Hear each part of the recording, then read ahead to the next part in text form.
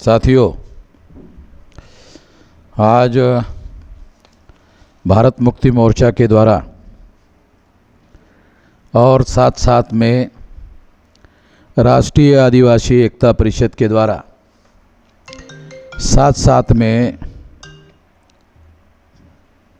राष्ट्रीय पिछड़ा वर्ग मोर्चा के द्वारा एवं राष्ट्रीय मुस्लिम मोर्चा के द्वारा तमाम संगठनों के माध्यम से संयुक्त रूप से जननायक क्रांति सूर्य बिरसा मुंडा जयंती के अवसर पर मूल निवासी एकता संभाग स्तरीय विशाल रैली का बालाघाट में मध्य प्रदेश में कार्यक्रम आयोजित किया गया है। और इस कार्यक्रम में चर्चा के लिए जो विषय रखे गए हैं वो विषय है वन संरक्षण संशोधन अधिनियम 2023, आदिवासियों को दिए गए संवैधानिक विशेषाधिकार एवं वन अधिकार, ग्राम सभाओं एवं आदिवासी सलाहकार परिषदों के अधिकारों को समाप्त कर उनके मालिकाना हक और अधिकार जल, जमीन, जंगल और मकान से विस्थापित करना, यह एक सुनियोजित साजिश है। गंभीर चिंतन, ये एक विषय रखा गया है। अथवा में और विषय रखा गया है 5वीं अनुसूची, पेशा एक्ट और रूढ़िवादी पारंपरिक ग्राम सभा को लागू न करना शासक वर्ग का एक षड्यंत्र है। एक गंभीर चर्चा, ये अथवा में विषय रखा गया है। दूसरा विषय रखा गया है आज़ादी के 78 साल बाद भी ओबीसी अन्य पिछड़ा वर्ग की जाति आधारित जनगणना कराना क्यों चुनौती बना हुआ है। एक गंभीर चर्चा, ये भी एक महत्वपूर्ण विषय चर्चा करने के लिए रखा गया है। तीसरा विषय है हुक्मरान जातियों द्वारा शासन, प्रशासन और सियासत में मुसलमानों को उनकी आबादी के मुताबिक भागीदारी ना देना, मुसलमानों को लंबे समय तक हक अधिकारों से वंचित रखने व अछूत बनाने की विशेष साजिश है। एक पर्दाफाश। इसके अलावा चौथा विषय है चुनाव में इलेक्ट्रॉनिक वोटिंग मशीन का इस्तेमाल करना, यानी भारतीय लोकतंत्र की हत्या करना तथा मतदाताओं के वोट का अधिकार समाप्त करना है। एक गंभीर चर्चा। ये तमाम महत्वपूर्ण विषय चर्चा करने के लिए रखे गए हैं। इन विषयों के संबंध में मैं संक्षिप्त में कुछ बातें आप लोगों के सामने रखना चाहता हूँ।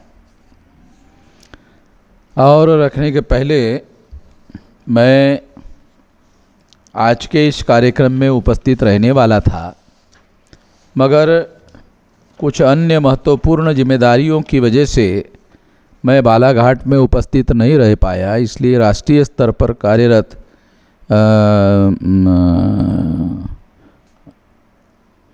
विलास खरात को उस कार्यक्रम में भेजा गया है। तो इस वजह से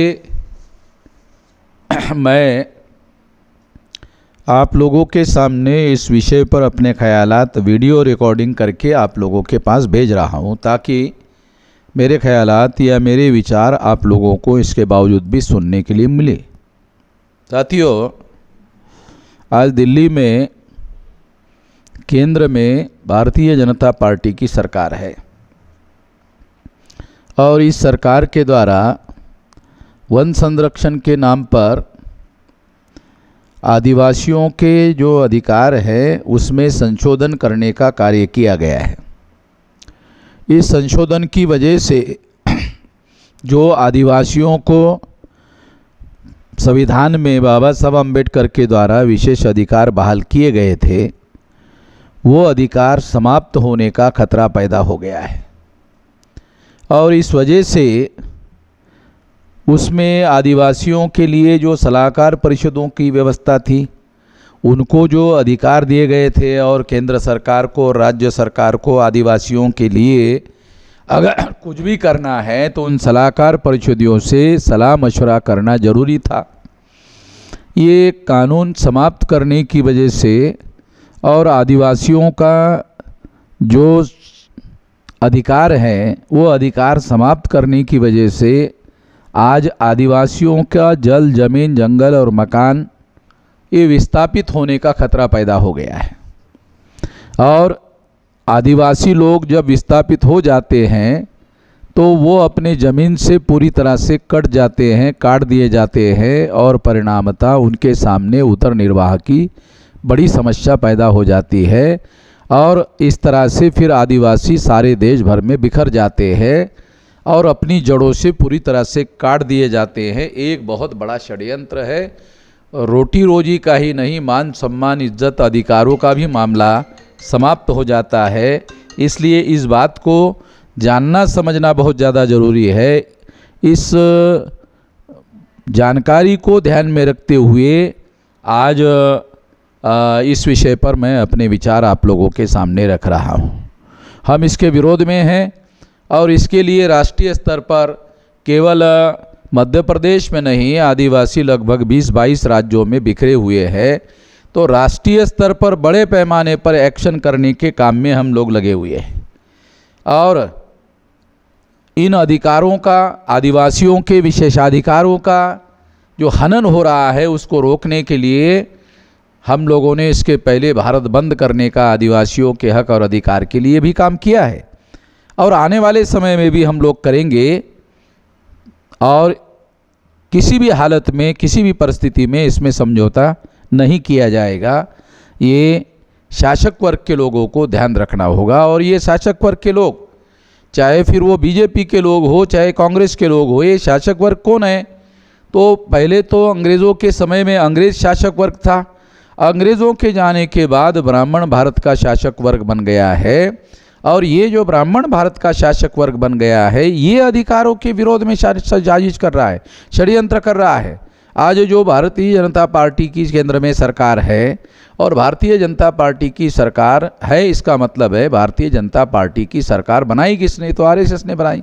भारतीय जनता पार्टी आरएसएस ने बनाई हुई पार्टी है और भारतीय जनता पार्टी जो है आरएसएस की बनाई होने की वजह से आरएसएस के जो गुप्त एजेंडा है, ये गुप्त एजेंडा बड़े पैमाने पर लागू किया जा रहा है और इस गुप्त एजेंडे में आदिवासियों के हक और अधिकार को समाप्त करने का षड्यंत्र और साजिश शामिल है। इस बात को समझना बहुत ज़्यादा ज़रूरी है।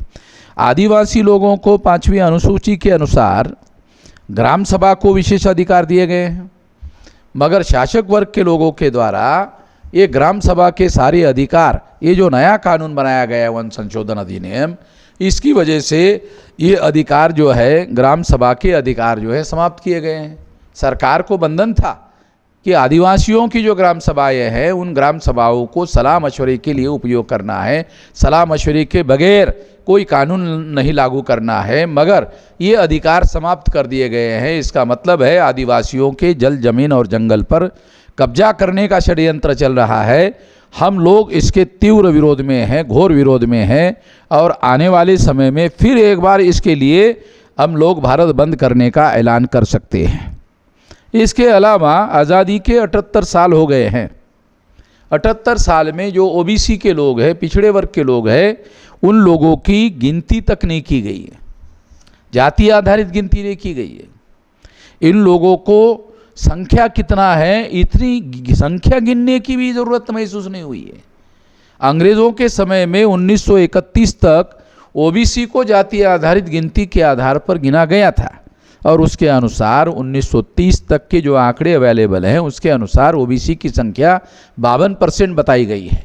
मगर नीतीश कुमार जो बिहार के मुख्यमंत्री बने और उन्होंने बिहार की अलग से गिनती करने का जो काम किया, उसके अनुसार आंकड़े 64% के दिखाई दे रहे हैं।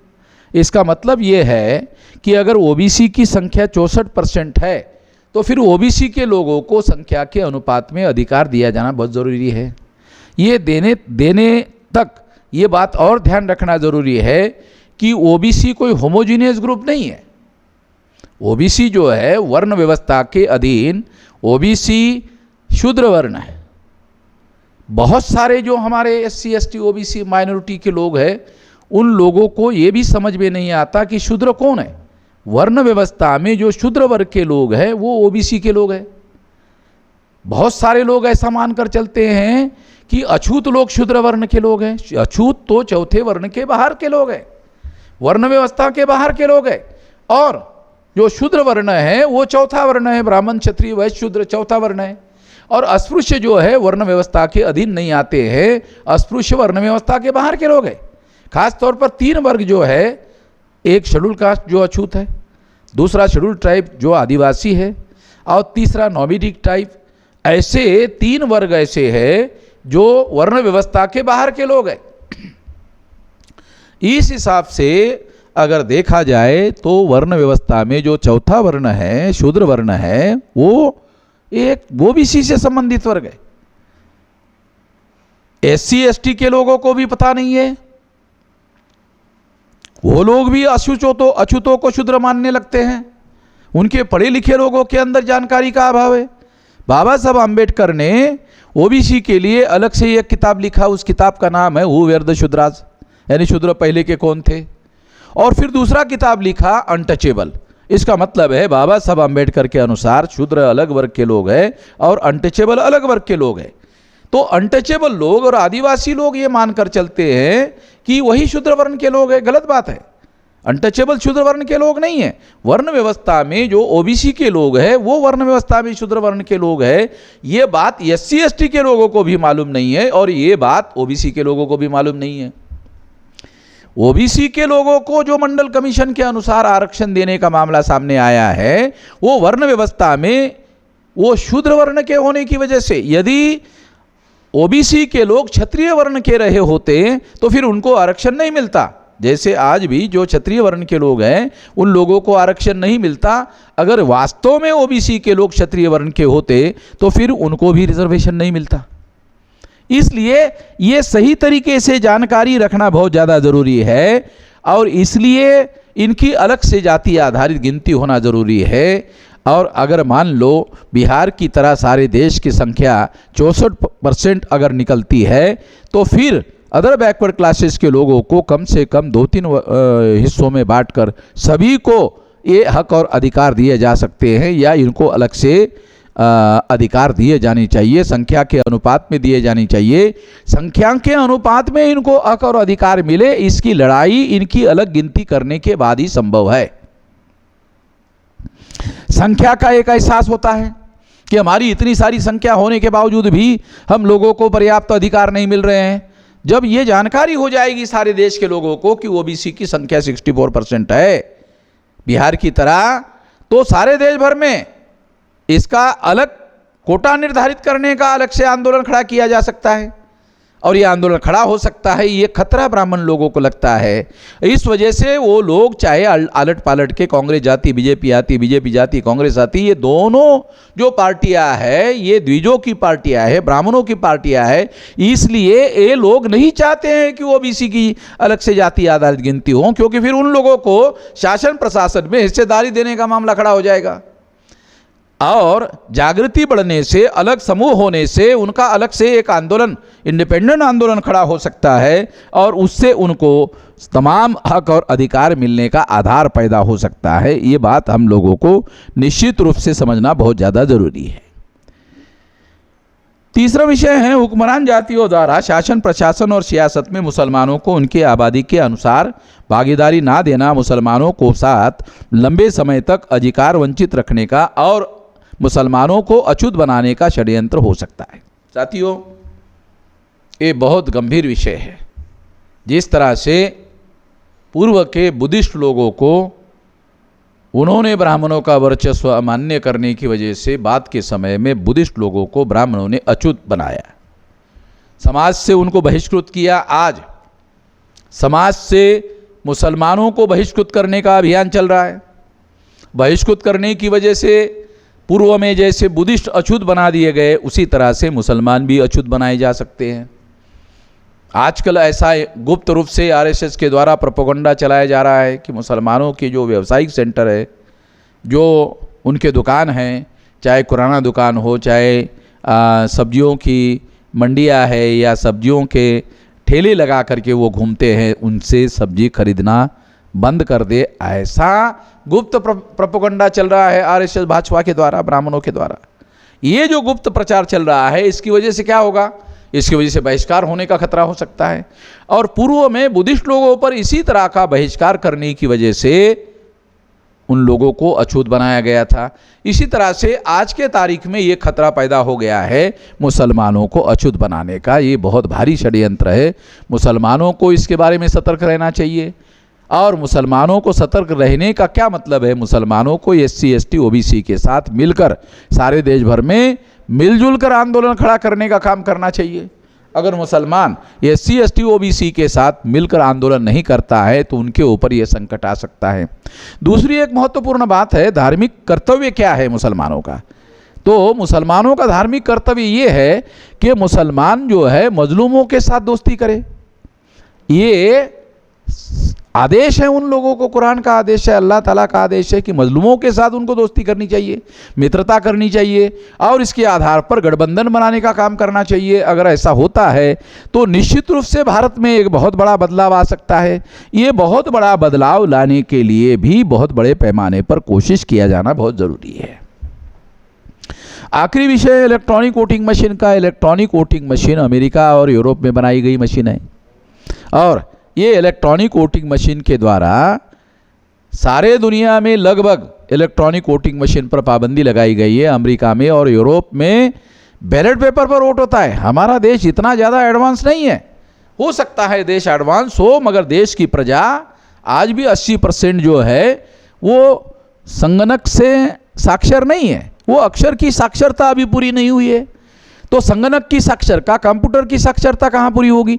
इसलिए जो प्रजा जो पिछड़ी है, ये पिछड़ी प्रजा के दृष्टिकोण से इलेक्ट्रॉनिक वोटिंग मशीन जो है वो उपयुक्त नहीं है। और इसके बारे में लार्ज स्केल में बहुत बड़े पैमाने पर ये आशंका फैल गई है कि इलेक्ट्रॉनिक वोटिंग मशीन के द्वारा वोटों की चोरी की जाती है और वोटों की चोरी करके चुनाव जितवाए जा रहे हैं। सुप्रीम कोर्ट का 7 अक्टूबर 2013 का जो जजमेंट है, इस आशंका को प्रबल करने वाला, मजबूत करने वाला जजमेंट है। और सुप्रीम कोर्ट ने भी कहा कि ईवीएम मशीन के द्वारा फ्री फेयर एंड ट्रांसपेरेंट चुनाव नहीं हो सकता।